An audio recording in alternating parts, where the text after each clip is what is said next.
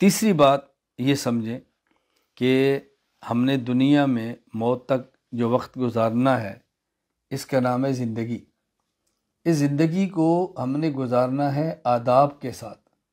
اس زندگی کو بغیر آداب کے نہ گزاریں۔ اگر ہم کھانا کھائیں تو کھانے کے آداب ہیں، ہم بازار جائیں اس کے آداب ہیں، ہم اگر تجارت کریں اس کے آداب ہیں، ہم اگر سوئیں اس کے آداب ہیں، اگر نکاح کریں اس کے آداب ہیں، اگر اولاد ہے اس کے آداب ہیں، والدین ہیں ان کے آداب ہیں، لکھے پڑھیں اس کے آداب ہیں، سنیں اس کے آداب ہیں، کسی مجلس میں جائیں اس کے آداب ہیں۔ اللہ اکبر! یعنی ہماری شریعت تو ایسی ہے کہ کوئی انسان بیت اللہ جائے اس کے آداب ہیں، اور کوئی انسان بیت الخلاء جائے اس کے آداب ہیں۔ شریعت مطہرہ نے بیت اللہ جانے کے بھی آداب سکھائے ہیں اور بیت الخلاء جانے کے بھی آداب سکھائے ہیں۔ بڑی سے بڑی پاکیزہ جگہ پر کیسے رہنا ہے یہ بھی بتایا، اور جس کو لوگ گھٹیا اور گندی جگہ سمجھتے ہیں وہاں کیسے جانا ہے یہ بھی بتایا۔ شریعت تو پورے آداب بتاتی ہے، اس لیے ضروری ہے ہم اپنی زندگی کو آداب کے ساتھ گزاریں، اپنی زندگی میں آداب لائیں۔ مجلس میں کیسے رہنا ہے، سونا کیسے ہے، کھانا کیسے ہے، پینا کیسے ہے، اپنی زندگی ہم نے کیسے گزارنی ہے۔ جانوروں کی طرح نہیں گزارنی، انسانوں کی طرح گزارنی ہے۔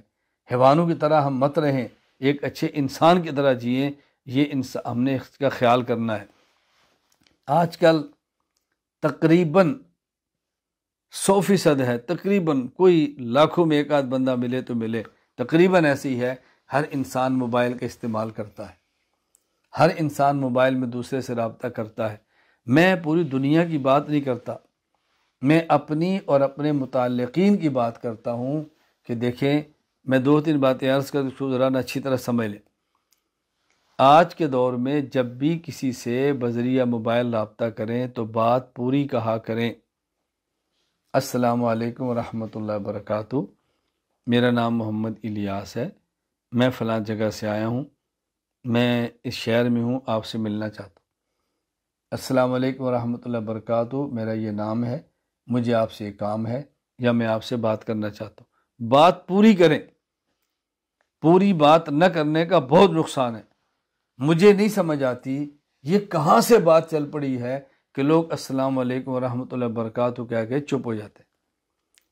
کیوں سلام کیا ہے؟ آپ کیا کہنا چاہتے ہیں؟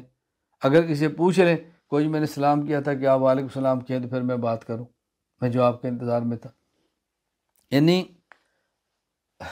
میں رات کہہ رہا تھا کہ مجھے کل ایک صاحب کا میسج آیا، السلام علیکم ورحمۃ اللہ وبرکاتہ۔ اب ظاہر ہے میں سویا ہوں تو میں آج دیکھوں گا، میں لکھ دوں وعلیکم السلام ورحمۃ اللہ وبرکاتہ، وہ اپنے کام میں ہوں گے، پھر وہ شام کو دیکھ لیں گے کہ میں آپ سے بات کر سکتا ہوں، پھر میں مصروف ہو جاؤں گا تو میں پرسوں دیکھ لوں گا، جی ہاں کر سکتے ہیں۔ ان کے پھر فون آ جائے گا، جی میں کب کال کروں؟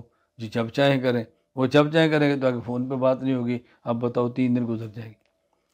اچھا، ایسا بھی میرے ساتھ ہوا ہے، میں مدینہ منورہ ہوں یا مکہ مکرمہ گیا ہوں، ایک شخص سلام کرتا ہے، میں وعلیکم السلام کہتا ہوں، اور دوسرے تیسری طرح ہمارا رابطہ ہوتا ہے، کوئی سنا ہے آپ مدینہ منورہ ہیں، مکہ مکرمہ ہیں، میں بھی عمرے پر میں آپ سے ملنا چاہتا ہوں، میں کہتا ہوں میں تو بھائی استنبول پہنچ گیا ہوں، میں تو فلاں جگہ سے، اوہ بہت محرومی کی بات ہے۔ میں نے کہا محرومی کی بات نہیں ہے، بیوقوفی کی بات ہے۔ اگر پہلے میسج میں آپ یہ بات کہہ دیتے کہ میرا یہ نام ہے، میں عمرے کے لیے آیا ہوں یا یہاں رہتا ہوں، مدینہ منورہ ہوں، آپ سے ملنا چاہتا ہوں، تو کب ملاقات کریں؟ تو ملاقات ہو جاتی۔ تو یہ محرومی نہیں ہے، بیوقوفی ہے، اور بیوقوفی انسان کتنی باتوں سے محروم کر دیتی ہے۔ ہم اپنی حماقت اور بیوقوفی کو چھپانے کے لیے اس کا نام بھی محرومی رکھ دیتے ہیں۔ بتاؤ کیسی چلاکی ہے؟ بتائیں کیسی چلاکی؟ اتنا یقین فرما نقصان۔ میں اس لیے گزارش کرتا ہوں بات مکمل کریں، بات مکمل کریں۔ دوسری بات، کتنے لوگ ایسے ہیں جو مجھے پیغام لکھتے ہیں اور میں اس کا جواب نہیں دے سکا، یا کوئی مختصر جواب دیا، یا کوئی تحریر ایسی جواب دینے کے قابل ہی نہیں تھی، چھوڑ دیا۔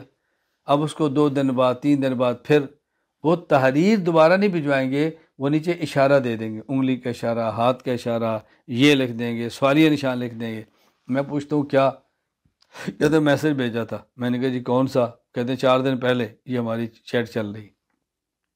یعنی ان کا خیال ہی ہوتا ہے کہ جیسے ہمارے میسج میں جو موبائل میں کہیں کہیں سے میسج آتا ہے، شاید اس بیچارے کا بھی یہی حال ہوگا، اور ہم نے بہت احسان کیا ہے کہ اس کو میسج کر دی ہے۔ میں نے کہا بھی اتنی دیر تک میں میسج نہیں رکھ سکتا، اگر میں نہیں جواب دے سکا تو آپ میسج کو دوبارہ مکمل اسی طرح، آپ کے پاس تو محفوظ ہوگا نا جی، میں تو ڈیلیٹ کر دی ہے۔ میں نے کہا آپ کرنے والے ڈیلیٹ کر دی ہے تو میں کیا کروں؟ میرے ذمہ ہے کہ میں سال پورا سنبھال کے رکھوں آپ کا۔ اگر کہ جواب نہیں مل سکا تو آپ پورا میسج لکھ دیں، کیا فرق پڑتا ہے؟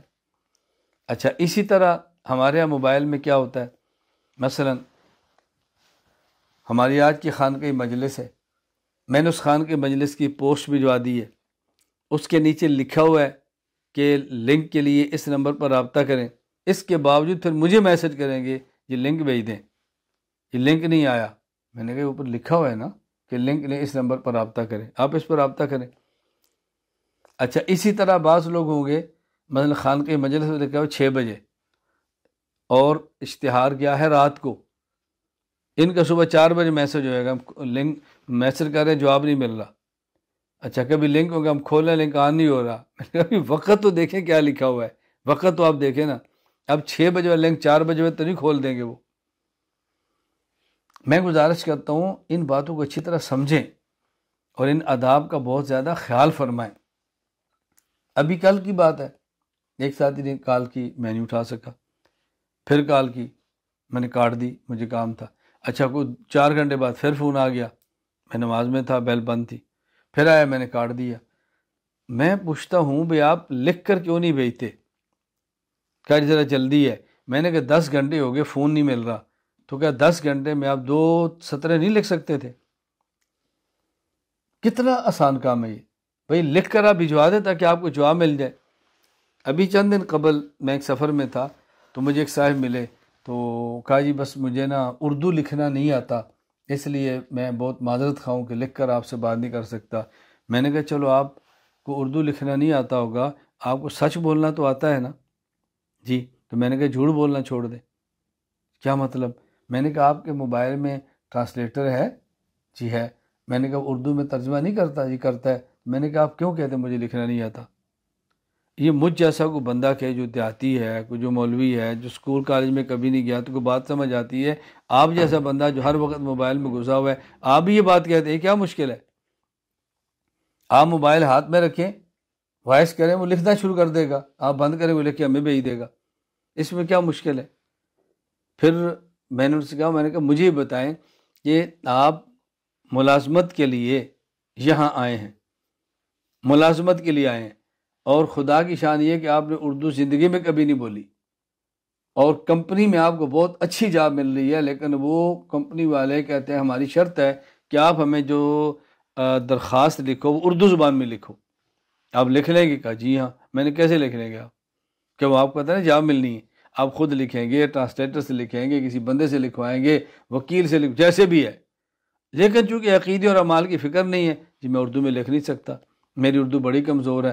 میں نے کہا بھائی تمہاری اردو کمزور ہے، ٹرانسلیٹر کی کمزور نہیں ہے، تمہاری اردو کمزور ہے، اس موبائل کی تو کمزور نہیں ہے، جس کی مضبوط ہے اسے لکھوا لو، کیا مشکل ہے؟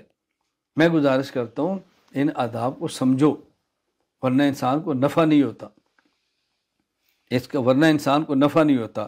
اللہ تعالیٰ مجھے اور آپ سب کو عمل کی توفیق عطا فرمائے۔ میں آج کی مجلس کی آخری بات عرض کرتا ہوں، اور میں یہ بڑی تاکید سے کہتا ہوں اور ہمیشہ کہتا ہوں، 2 باتوں کا بہت زیادہ اہتمام فرمائیں۔ نمبر 1 صحبت اہل اللہ، نمبر 2 کثرت ذکر اللہ۔ اہل اللہ کی صحبت میں رہنا سیکھیں، صحبت میں آنا جانا نہیں، صحبت میں رہنا سیکھیں، صحبت میں خدمت کرنا سیکھیں، صحبت میں رہ کے ڈانٹ ٹپٹ سہنا سیکھیں، صحبت میں رہنا سیکھیں، اور جب صحبت میں نہ ہوں تو پھر کثرت ذکر اللہ کرنا سیکھیں۔ جب اپنے شیخ سے دور ہوں تو شیخ کا دیا ہوا ذکر کریں، اور جب شیخ کے ہاں آ جائیں تو پھر اذکار کو چھوڑیں، پھر اس شیخ کی بات سنیں، ان کی مجلس میں بیٹھیں، ان کی خدمت میں لگے رہیں، تو آپ دیکھیں کتنا فرق پڑتا ہے۔ میں کئی ایک مجالس کی بات کرتا ہوں، بس اوقات سالک، مرید، معتقد، طالب وہ سفر کر کے اپنے شیخ کے پاس آتا ہے، بجائے اس کے کہ وہ شیخ کے پاس رہ کر ذکر، تلاوت، نوافل، مطالعہ، دین کی باتیں اس میں لگا رہتا، وہاں رہ کر بھی وہ بسا اوقات انہی مصروفیات میں مشغول رہتا ہے جس میں اپنے گھر میں رہتا تھا۔ وہی گپیں، وہی غیبت، وہی بزنس، وہی موبائل، وہی ڈرامے، وہی سارا کچھ۔ مجھے آپ بتائیں اس کا نفع ہو سکتا ہے؟ کوئی انسان لاکھوں روپیہ خرچ کر کے بیت اللہ جائے اور وہاں جا کر بھی طواف کرنے کے بجائے اپنے ملک کی خبریں سنتا رہے مطاف میں بیٹھ کر، اس کو کیا نفع ہوگا؟ اگر وہاں بیت اللہ کے پاس بیٹھ کر بھی وہ اپنے موبائل سے ڈرامے دیکھتا رہے، اس کو کیا نفع ہوگا؟ اب اس میں قصور کو بیت اللہ کا ہوگا، الیاذ باللہ، اللہ معاف فرمائے، کو طواف کا قصور ہے، قصور اپنا ہے کہ ہم وہاں کعبہ میں جا کر بھی نہیں تبدیل ہوئے۔ اور میں وہ باتیں کہتا ہوں جو میں اپنی آنکھوں سے دیکھتا ہوں، وہاں جا کر بھی وہی موبائل۔ یعنی ہم نے تو یہاں تک دیکھا ہے، اللہ تعالیٰ مجھے بھی معاف فرمائے، اللہ تعالیٰ آپ کو بھی معاف فرمائے، اللہ ہماری حفاظت فرمائے، یہاں تک میں آنکھوں دیکھی بات کہہ رہا ہوں، اتنا لمبا سفر کیا، ادھر سے طواف کا احرام کھولا، ادھر کمرے میں بیٹھے، ادھر ساری ٹی وی آن، اور حرم مکہ میں۔ اب بتائیں اس عمرے سے کیا نفع ہوگا؟ قلبی کیفیات کیسے ٹھیک ہوگی؟ گناہوں سے جان کیسے چھوٹے گی؟ اللہ کی محبت دل میں کیسے بیٹھے گی؟ اور یہ چیزیں پیدا کب ہوتی ہیں؟ کچھ عرصہ شیخ کی صحبت میں رہ کے ان بری عادات سے جان چھوٹ جائے گی، پھر زندگی بھر کا مسئلہ آسان ہو جائے گا۔ اللہ تعالیٰ مجھے اور آپ سب کو عمل کرنے کی توفیق عطا فرمائے۔ وآخر دعوانا الحمدللہ رب العالمین۔